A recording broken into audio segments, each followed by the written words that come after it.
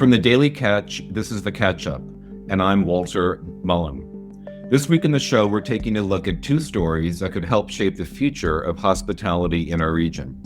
From a proposed luxury wellness retreat in Clinton to the future of the historic Linwood property in Rhinebeck, both stories raise important questions about development, tourism, and how our communities are evolving. First, we'll talk about the latest twist in the proposed Six Senses Wellness Retreat. The developers have filed a lawsuit against the Clinton Planning Board, challenging its decision to require a more extensive environmental review before the project can move forward. Then we'll turn our attention to Linwood, where the Sisters of St. Ursula have narrowed the search for a buyer to two finalists, both proposing boutique hotels that would bring new life to the iconic riverfront property. Stay with us as we take a closer look at two projects that offer a fascinating glimpse into the future of our region, with reporters Claire Greenberger and Eloise Goldsmith. It's the week of June 29th. Claire and Eloise, welcome back into the studio. Hi, Walter. Thanks for having us. Glad to be here. Claire, let's start with you and the Six Senses story. So for listeners who might not have been following every twist and turn of the Six Senses proposal, what exactly happened this week, and why is this lawsuit such a significant development? Sure. So for some background for those of us who haven't been, following every twist and turn, the Six Senses proposal has been under review by the Clinton Planning Board for over a year now. And that's because the vast majority of the project site is located in the town of Clinton. There's a parcel that's in Hyde Park, but most of it is in the town of Clinton. So the Clinton Planning Board has been looking at the developer's site plans and capacity estimates and trying to understand how the development might impact the local environment, how it would impact things like wildlife and biodiversity and water quality and traffic and the character of the community. And this is a process that is, required by state law often referred to as SEQR, the New York State Environmental Quality Review Act. And as part of that process, the board has to decide after their review, the initial review, whether the project has the potential to cause significant adverse environmental impacts. And if the answer is yes, then the developer has to prepare a much more detailed environmental impact statement before the project can move forward and eventually on to construction. So last month, after many, many months of debate and split perspectives on the board voted yes, that the project does have the potential for significant environmental impacts, meaning that Six Senses now must undergo this kind of tedious, longer-term review process. And not surprisingly, the developers were not happy with that decision. They've already spent months in the review process. They've been responding to concerns from the planning board and the community. They've spent already over $150,000 on consultants and technical studies, and now they're going to have to spend more money and spend more months under environmental review, which is going to delay the process. So on Friday, we learned that about a month after the board made this determination, on Friday, the developers sued the Clinton Planning Board. They argued that the board didn't have a legal basis for requiring the more extensive environmental review, which includes an environmental impact statement, and asked them to overturn the decision. So there have been many lawsuits involving this project, Claire. How is this one different from the previous legal battles? Yes, there have already been a number of lawsuits surrounding the project, both filed by the developers and also against the developers. Most of those earlier cases were about, whether the resort could be built at all. They dealt with, zoning issues, access issues. But this lawsuit is different because it's the first one that's aimed directly at the Clinton Planning Board and how the board has handled the review of the development. This may be a naive question, Claire, but isn't it in the best interest of Six Senses to stay in the good side of the planning board? They need the planning board's approval to move ahead. So filing the lawsuit against the planning board is a serious step and one that I'm sure wasn't taken lightly. What are your thoughts on this? You're right. The developers still need approvals from the Clinton Planning Board, so suing them is definitely a significant step. And I imagine that they didn't make the decision lightly. There is for sure some risk here. Throughout the process, Sixth Senses has tried to present itself as a good community partner. They've been making donations to local organizations, like local food pantries, and they've really built support from some residents who see the project as an economic opportunity, something that would ease taxes for local residents because the retreat center would have high taxes and be offsetting taxes of residents. So it's possible that a lawsuit could affect that goodwill, especially because, the town of Clinton now has to pay to defend itself, and that's going to come most likely from, taxpayer dollars. But, at the same time, from the developer's perspective, they don't want to waste time, and they see this as, unnecessary costs, and they probably have calculated that a lawsuit is the fastest way to resolve the issue. Interesting. So let's just drill down into a couple more nuts and bolts. So the planning board required the developer to prepare a full environmental impact statement. And that's really what's at the heart of this dispute right now. Would you explain, Claire, what is an environmental impact statement and why do developers fight against doing one so hard? Yeah, an environmental impact statement is essentially a much more in-depth environmental review than what the developer has already done and provided. Depending on the specific project, it could require a developer to study in detail how a project could affect wildlife, water quality, noise in the community, traffic, and also find ways to reduce those impacts. So that's kind of critical. So as an example, for Sixth Senses, the planning board might order that the wetlands on site at the property be delineated, or that certain biological studies be done so we understand what plants and animal species are living on the site. They could also ask for more water quality tests and try to determine how water quality might be impacted by the wastewater treatment facility that the resort wants to install. The EIS process is also a very public process, so there are multiple opportunities for residents and agencies to review studies and submit comments and raise new concerns. And also, as I mentioned before, something that can happen as part of the process is that the board could require changes to the project. It could require them to find ways to reduce its impact. So that could mean, scaling back, having less guest capacity, things like that. So yeah, from a developer's perspective, it means more time and money and the possibility that they have to redesign parts of the project, which is why they want to avoid one if possible. You mentioned public process. One of the more interesting arguments in Sixth Senses' petition is that the planning board was responding to public opposition rather than actual environmental concerns. And there has been a lot of public opposition to this, as we've reported. So based on your recent reporting, Claire, what evidence is each side relying on to support its position? Yeah, you're right. So there has been a lot of public opposition to the project, and the developers argue in their lawsuit that the board was influenced by that public pressure, rather than environmental evidence. So they write that the board required an environmental impact statement, not because it identified potential adverse impacts, but because the board wanted to appease the public.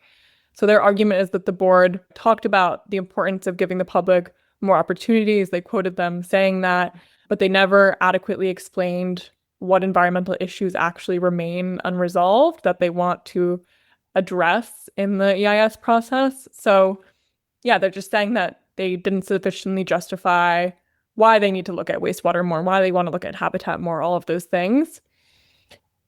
So on the board, I have been to many of these planning board meetings as they were discussing this, and they have said pretty consistently that they do have unresolved questions. I can remember board members talking about wastewater and saying that they want to explore other alternatives to a wastewater treatment plant, like potentially a septic system on site. They want to understand all of these potential impacts more. So they have raised questions, and I think it's going to come down to whether the judge agrees that the planning board identified enough legitimate concerns to justify requiring the additional review, and it'll be interesting to see how the court decides.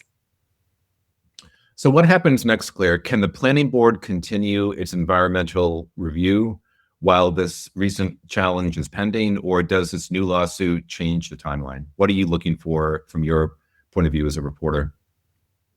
Yeah, as for the planning board's review, nothing has changed yet. The developers didn't respond to our questions about whether they plan to continue participating in the review while the lawsuit is pending. But the board's next meeting, which is scheduled for July 7th, as of now, it's expected to continue working through the environmental impact statement process. So it seems like it'll continue unless we hear otherwise, and we'll definitely keep our readers informed. But otherwise, the case has been assigned to Dutchess County Supreme Court Judge Maria Rosa. And the next step will likely be for the Clinton Planning Board to file a response to the developer's petition. And it is expected that this will move faster, than a typical lawsuit, because these Article 78 proceedings are typically decided on written record rather than through a trial. So it should happen fairly quickly. And it seems like the Sixth Senses developer is anticipating that it will take less time than the EIS process will take, because hopefully they want it to be decided before they're done with the process. So, yeah. Okay, good. Well, we'll be watching for your next story. Let's jump over to Rhinebeck and Linwood. I'm going to bring you in, Eloise. So this is a less contentious development project as of right now, but that could change. For listeners who may not have followed the Linwood story closely, Eloise, remind us why the sale of this property has attracted so much attention. What makes this property so unique? So Linwood is in southern Rhinebeck, right on the Hudson River. It is beautiful, has a really majestic view of the water, and it's been a residence of this religious order called the Sisters of St. Ursula for several decades. And it's also been used as a retreat center. So not just the sisters living there, but people coming and visiting and coming for programming. The sisters are now selling the property, and earlier this year in February, they put out requests for proposals to find a buyer. The sale has generated a bit of attention in town because of the town's involvement in the process. In the fall of last year, the town and the sisters signed an agreement saying that they would jointly find a suitable purchaser for the property, though the sisters, as the owners, have the final say in terms of who develops the property and who buys it. Some have also criticized the fact that the town of Rhinebeck sued to stop Six Senses, the development that Claire was just discussing, while also supporting this development, a hospitality project at Linwood. So some community members see some tension there. And just as an aside, that lawsuit was dismissed by a New York State Supreme Court judge in May, and we don't know yet if it'll go up for an appeal. Okay, so the sisters are moving out. They put this very beautiful property out for a proposal, and they received close to 10 serious proposals and have now narrowed that field down to 2. Were you surprised that both of the 2 finalists envision boutique hotels rather than some other use for the property? Not particularly. The agreement between the town and the sisters outlines that their shared vision for it is to turn it into some valuable, quote, multi-use tourist destination. So I think it was a pretty safe assumption that the property would likely end up in the realm of boutique hotel, spa, resort. There's definitely a precedent for that sort of thing in this area. So even though they are both boutique hotels, they're different, right? What can you tell us about each group and what experience they would bring and how their 2 proposals might be different? Yeah, we still don't have a ton of details about the individual proposals. We know that they feature a couple dozen guest rooms, restaurants, and walking trails down by the water. One of the finalists is a group of 2 people who are familiar faces around Rhinebeck. One of them is Nicholas Buzzell, who is a media executive, but is now doing development work locally. He's currently pursuing a residential subdivision off of Route 308 in Rhinebeck. That project is before the planning board. And the other person in that group is Josh Sager, who's a member of the Rhinebeck Village Planning Board. He comes from a construction and engineering background, and he currently works for a studio production services company. The other group has a slightly higher profile. It's the same 4 people who are behind the luxury spa Inness in Accord, New York. That group includes Tavo Summer, who is an architect and a restaurateur. He lives in Rhinebeck, and he's also a co-owner of our very own Little Goat in Rhinebeck Village. Developer Charlie Blakeman is also in the mix. He is the developer behind the forthcoming Rockledge condominium development in Rhinebeck. And then there are two other developers named Lee Pollock and Michael Berry. All of those same people that I just mentioned, except for Lee Pollock, also collaborated to develop the Hotel Kinsley in Kingston. So some serious development experience there. Great. One of the recurring themes in this process has been preserving Linwood's character while also making it more accessible to the public. Based on what you've seen, how well do these proposals uphold that vision? From what we know so far, they do include a public access component. Those walking trails that I mentioned are going to be open to the general public, according to the town's lawyer, Michael Zarin. He's the person who I was speaking to about this project recently. And Zarin also told me that both proposals contain at least one restaurant that will be open to the public. So people will have access to these projects, whatever they are. I'm going to just toss in one question here, which I think is interesting. The aerodrome in Red Hook is seeking to make changes, and neighbors of the aerodrome have pushed back because they don't want increased traffic. They don't want increased activity on their streets. The neighbors near Linwood, have they rallied to do any kind of opposition so far against these developments? They have not rallied in an organized way, to my knowledge, but a couple who lives near the property did come to a recent town board meeting to ask more about the development. In comments on our articles, the most recent article we did about Linwood, someone was asking about traffic along Mill Road, which is the country road down there. So I think in the next phase of the story about Linwood, I do think traffic will come to be a big part of that conversation. So speaking of the next phase, your story mentioned the zoning designation issued earlier this year that could allow a future owner to move forward without seeking a zoning change. Can you explain why that determination is so significant and what hurdles still remain for whichever proposal might be chosen? So the big picture here is that the zoning district that Linwood is in, the HP 20, is very restrictive. So according to the code, there's not a lot you can build there. Hotels are not permitted. Something called a country inn 1 is allowed with a special use permit. So that allows for an operation with 12 guest rooms, which isn't a lot of guest rooms. This letter from the former zoning administrator is a determination of what he says has been happening on the property already and therefore can continue under what's known as a non-conforming use. So it could give developers a little wiggle room in terms of what they can build. Tam said, for example, that current use of the property includes 60 guest rooms. So that's quite a few more than what I just mentioned for a country inn 1. Michael Zarin, the town's lawyer who's working on this, told me that Tam's designation may allow a developer to move forward with their project without a zoning change. But Zarin said that the determination is, quote, under discussion. So truthfully, I still have quite a few questions about this determination that I'm working to clarify. And I think it's hard to answer your big picture question about what changes they may need. It's hard to answer until we know more about their projects. Good. We should also just make a point here that the interest in the town is to get the property back on the tax roll, right? Because up until now, the sisters have not been paying taxes to Rhinebeck. So the town of Rhinebeck wants this to become a tax generating venture, right? That's absolutely correct. The property is assessed at $14 million, and they pay no taxes to the town. I think they paid $5,000 in taxes to Dutchess County last year, so a pittance. Yeah. So what are you watching for next? What should we be expecting to see you report on in the short term, next few weeks, next couple of months?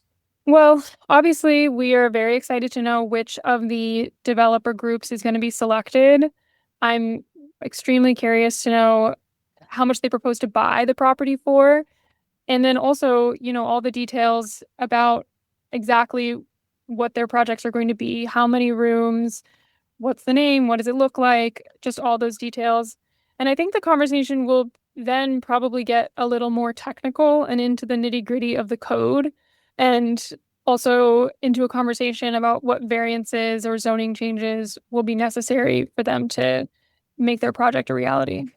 It'll be interesting to see if they encounter some of the same problems that Six Senses had in terms of environmental reviews and septic and wastewater. They could start to encounter many of the same issues that Six Senses has been encountering. Okay, guys, wonderful. Before we let you go, I just want to take a step back. So we've spent the last half hour or so talking about two very different projects, but they both involve the future of hospitality in our region. So let's just pull back a little and get a broader perspective on this with a couple more questions. So first question is, both of these projects seem to highlight the balancing act that local communities are facing. People often welcome jobs, and we mentioned tax revenue and economic activities that new hotels can bring, but they also want to preserve the character of their towns. So based on your reporting for Six Senses, Claire, and your reporting for Linwood, Eloise, do you think communities are getting better at striking that balance, or is this tension only becoming more difficult? I'd say I think that, definitely depends on who you ask. I don't know that I'd say communities have gotten better at striking the balance. I do think people are thinking about it a lot more than they were a few years ago. As more and more hospitality projects were posed, I think residents seem to be taking firmer positions, either seeing these projects as important economic opportunities or being increasingly worried about how they're going to change the rural character of the community and what makes our small towns special. I think it'll be interesting to see what happens ultimately with Six Senses, because it's possible that the project could come out of this environmental review, if it happens, looking differently than it does today, with some changes that residents feel better protect the town's character. But if the developers win their lawsuit, that review could be significantly shortened. So we'll have to see what happens with that. But either way, I don't think this conversation is going anywhere, and people are really trying to figure out how to strike the balance. What do you think, Eloise? Yeah, I think it depends on who you ask, whether or not communities are striking the right balance. I do think that in the way that Six Senses has become a proxy for people in Clinton and surrounding areas to have this debate about keeping things rural versus having more development, I think Linwood will become that for Rhinebeck. That's my prediction. It has a little bit already, but I think we can definitely expect the debate to intensify with respect to Linwood. Yeah, good point. One important difference, though, between the two is that Linwood already is an existing destination, right? There are already structures there. There are already buildings there, whereas Six Senses is just a country field that they're proposed. There are some structures on it. There's a home and a barn and a few things, but that's a much different situation.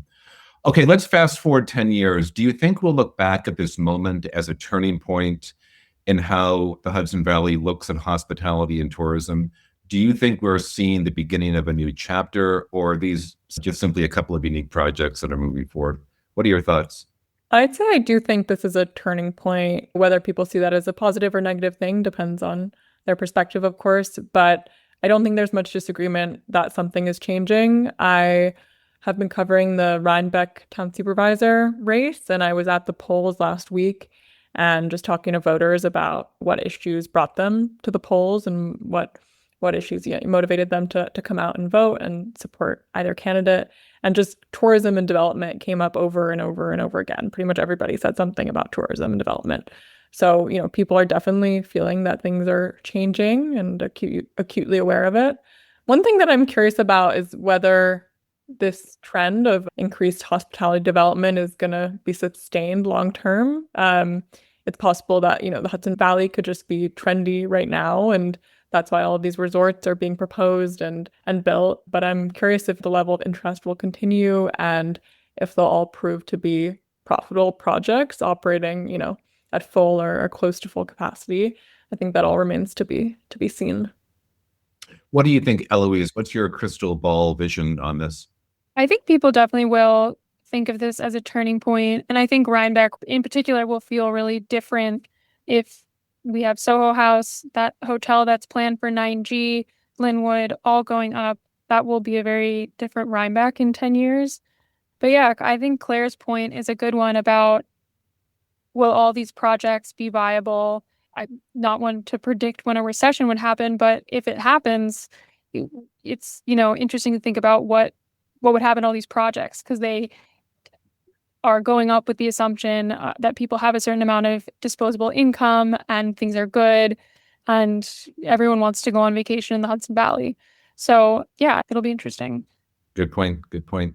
Claire and Eloise, thank you so much for joining me here in the studio. It's always a pleasure to hear your input, and we'll watch for your upcoming stories on both of these projects. Thanks, Walter. Thanks, Walter. And that concludes our show. Thank you to Maddie Rosenberg, Jen Hammoud, and Esther Martell at our partner Radio Free Rhinecliff for their help in producing this episode. We'll see you next time.